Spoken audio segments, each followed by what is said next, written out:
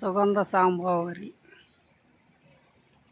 సుగంధ సాంబా, సువాసన వడ్లు, పలావ్ రైస్ పొట్టి రకం, బీపీటీ రకం, సువాసన పలావ్ రైస్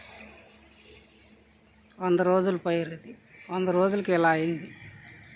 ఇంకా ఒక 20 నుంచి 25 రోజుల్లో వస్తుంది. డ్రమ్ షేడర్తో వేసా. మందు కూడా చాలా తక్కువ పడింది.